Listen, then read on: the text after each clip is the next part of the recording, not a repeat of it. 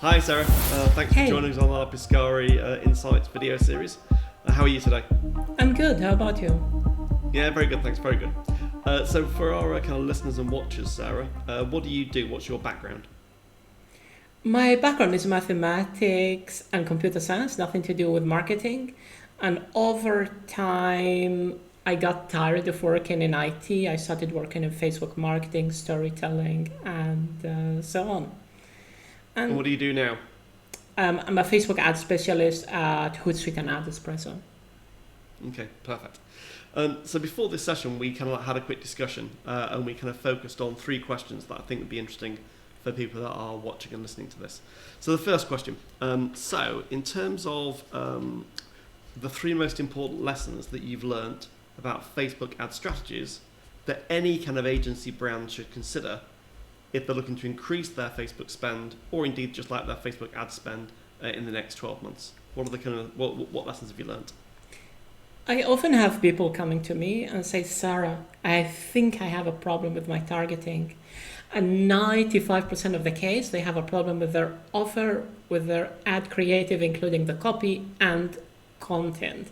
Facebook marketing is content, and good content. You don't write it, you assemble it. I give you an example. I see an ad in my newsfeed today saying, hey, do you want to work from home? If you have kids, you don't need daycare, you don't need babysitting.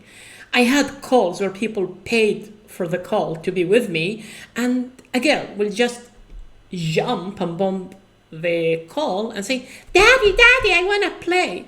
The father is like, Darling, I love you. Can you wait 20 minutes? And the girls start having a crying fit. No, Daddy, I want to play now.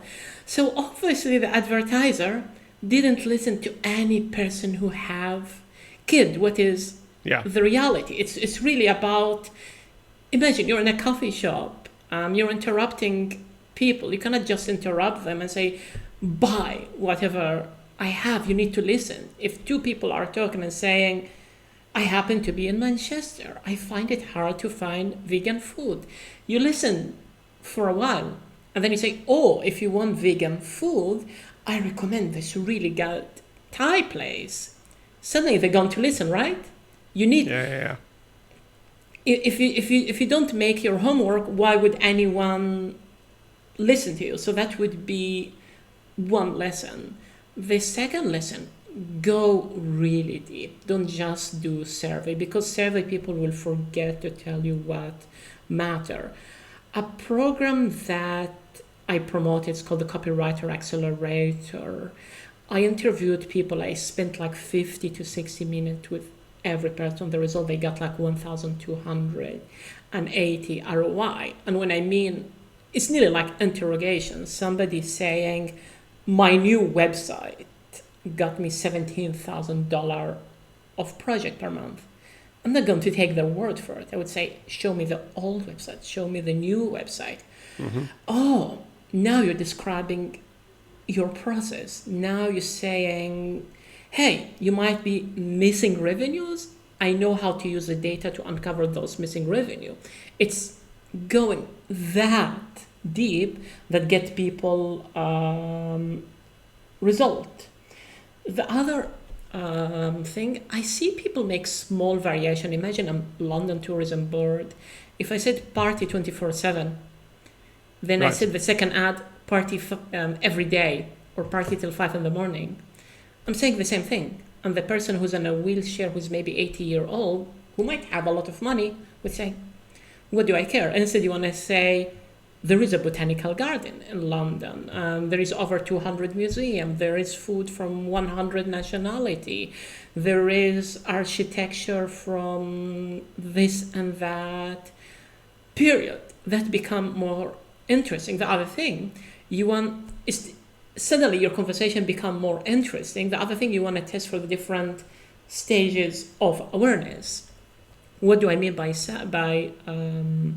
that? Let's say I sell some vitamins. Maybe there's somebody who say, I really want vitamin D, and just saying my vitamin is vegan or it tastes better or the concentration is higher might work. Mm-hmm. But for some people, you need to create the desire somehow. Yeah. And I might need to say, hey, vitamin D is good for your immune system according to this and this university study. The third thing, Facebook is only one touch point.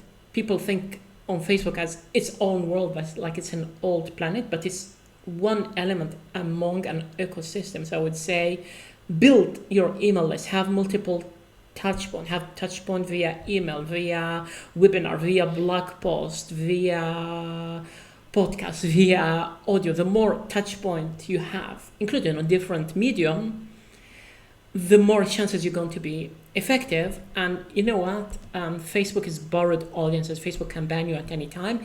Email, no one could ban you. So that would be my three lessons. I mean, it's quite interesting you talk about that kind of borrowed versus owned marketing asset and the multiple touch points. You know, I think that's absolutely true. I think, whenever I see an ad, that if I don't know that brand, I've not heard their messaging before on other channels, it's the trust problem. And I think now with social channels and the proliferation of social media, it's becoming much harder to trust a brand, and you need multiple points before you can trust. You need to provide value. I mean, you know what? I could go on Fiverr. I could pay $20 and have fake testimonial. And the person today would say, I am a doctor. Tomorrow would say, I'm an engineer. After that would say, I'm a politician. I'm a university teacher. Just because you have nice word and you promise result, people have zero result to trust you. Now, if in your ad copy, in your content, in your email, in your blog post, people read it and like, I learned something useful. I learned something that have the potential to make my life better. Suddenly, you earn the trust, right? So this kind of brings me on to something else that we talked about, which was, you said to me, Facebook ads are a great way of amplifying what's already working. But it's much riskier to use Facebook ads if it's something that you don't know works already, but you're trying out different hypotheses. Do you want to just talk about that a bit as well? Yes. I like to call it the low-hanging fruit. Let's assume you have an email list. You send your email, a certain percentage of people buy. Now, if you take that email list, you run ad to it, you might get more sales because people will see your email. They like you. They're busy with life. Life gets in the way. They say, hey, I'll get to that email in 2 days. In 2 days, your email in page 3 or page 4. But Facebook, you could show them an ad the very minute or moment they are online. Let's say you have some content that is doing really good. By amplifying that content, you're more likely to get result. And sometimes I see people who, hey, they might have an offline business, extremely successful, but nothing is successful yet online. And I ask them, okay, you have maybe 50 blog posts on your website. Did any of that generate content, leads, client? They say, no. Mm-hmm. I just pay somebody to write them. I pay her $50 or $100. I tell her, write me 2 blog posts per week. And I'm like, start with your content. Don't start with Facebook ads. And do you see that's quite a common mistake people make? They think that Facebook ads, they've got a proposition, they've sold a few copies of something, and they think Facebook ads will be the Nirvana, the kind of the silver bullet that solves all their problems and will generate them huge revenue. Do you see that quite a bit? Yes. I mean, and sometimes it's the fault of Facebook. It's also the fault of marketers. It's the fault that there are a lot of people promising earth and heaven. Imagine somebody come to me and say, Sarah, take me to the mountain to do mountain climbing. And they're as fat as a sumo fighter. They're wearing flip-flop. They don't have the right equipment.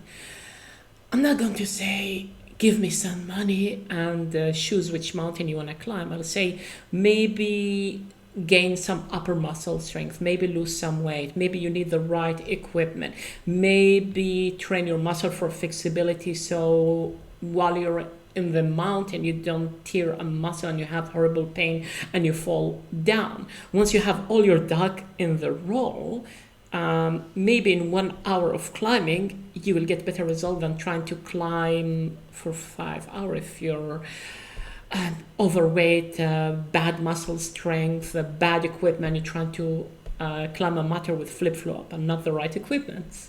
Yeah. Okay, interesting. And I see, I see this kind of quite a lot about that. The journey, the awareness, the consideration, the purchase. I spend a lot of my time on content for the kind of awareness and consideration phase, and I don't do any advertising at all. And I think kind of what's interesting is that there are certain people out there that are just using Facebook ads to do direct response marketing.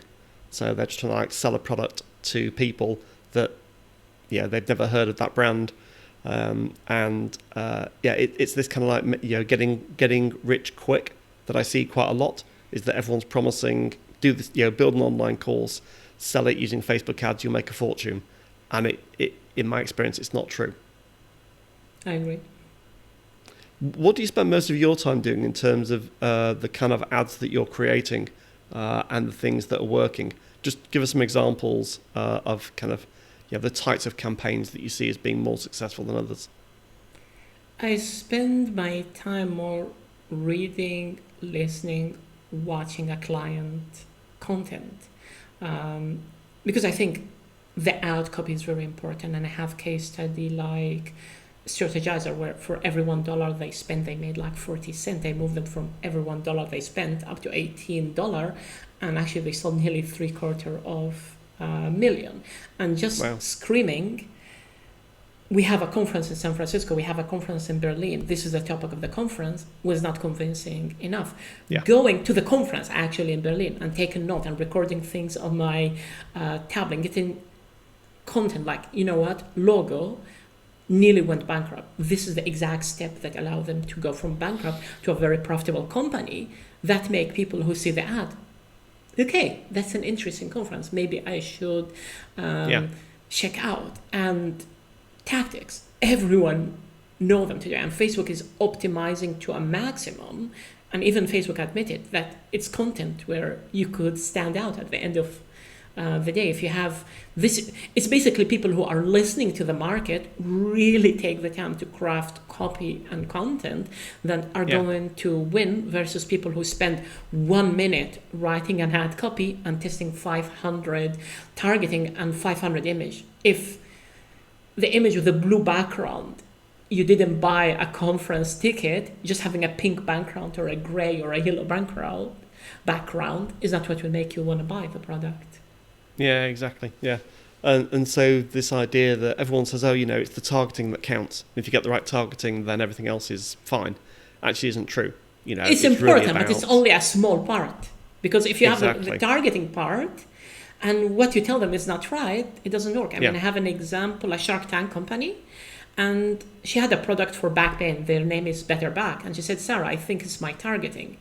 What happened is Facebook became more and more expensive. It's like real estate in London, New York, San Francisco. As it gets more expensive, they stopped being profitable. And I said, how many people have back pain? Because, she studied her market. She's a professional. I said, in the United States, if you're over 40-year-old, nearly 1/3. I said, Maybe it's not the targeting, it's what you tell them.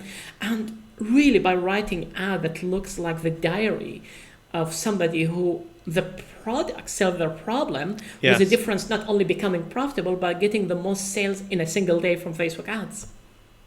Okay. So it's all about that compelling copy that talks to a particular need. And that brings us on to our last question around, talking about that critical importance of making your Facebook ad copy more human, which I thought was a great point. So just explain, bring that to life. What does that mean? Imagine you're talking with a friend, with a family member. You're in a busy coffee shop, a normal day when coffee shops are open. What you wrote in your ad, would you really tell it to a person face to face? Does it look conversational? Do you think before you open your mouth, if you told it to somebody face to face, that the person will say, thank you very much, I enjoy what you said, I learned something I didn't know? Or would they say, stop annoying me, I'm here to drink a beer, I'm here to drink a coffee, I'm not here to buy your product? And often people say, I don't understand Facebook marketing. I say, forget his Facebook ad. You're talking to a human. Yes. Imagine if you're talking to somebody face to face, what would you say? And even one tactic I like is imagining somebody who's a passive aggressive. Like I'm saying, calcium is color green is healthy. They say, what do I care? I say, oh, it has a lot of calcium. And they say, what do I care? Yes, but if once you're 60-year-old and if you don't have enough calcium in your bone, they might be as fragile as chalk, and before you know it, you fall, and just falling might break your bone. Now you're more likely to say, oh, okay, I get why I need to eat color green and why I need calcium. Just saying it's healthy is not important. Sometimes you need to dig really dig in deep and find the benefit. I mean, I like the idea. I mean, again, it sounds so simple, but if you look at all of the ads, whether it's Facebook, whether it's LinkedIn or any other platforms, and you look at some of the copy, and it's not like you're talking to a human at all.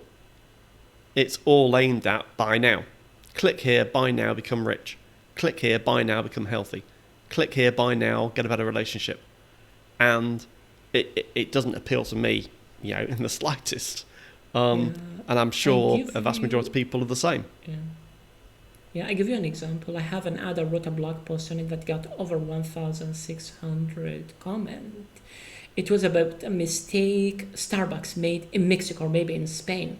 Instead of saying exit, they translated literally to success. So people will go and say, what's success? And I just tell the story. When you learn a language, you want to practice it, because otherwise you're basically translating in your head. If you translate it in your head, you make horrible mistake. If you look at the comment section, people were not saying, stop spamming me, this is a scam, I hate it, why do you show me ad? People actually were sharing their own funny story of them trying to say something in a funny language and saying something totally crazy. But on face to face, I would tell that story of Starbucks, or I would tell an embarrassing moment of mistranslation when learning a language, and people will reply with their own mistakes, you see? But if I said, you're a loser, you don't speak Spanish fluently, you should be ashamed of yourself, you tell me to go to hell, right? Exactly. Yeah, absolutely. And I think that, I'm hoping that we start to see more human-based ads as we start to look at social media, but I fear that we won't. But Sarah, thank you ever so much. It's been a great pleasure to have you on our series. Where can people find out more about you? My website. They could just Google Sarah Sal Facebook, or Sarah-SAL, and Sarah is with an H at the end.com. That's me. That's brilliant. All right, Sarah, thank you indeed. It's been a great pleasure. Perfect. Thank you.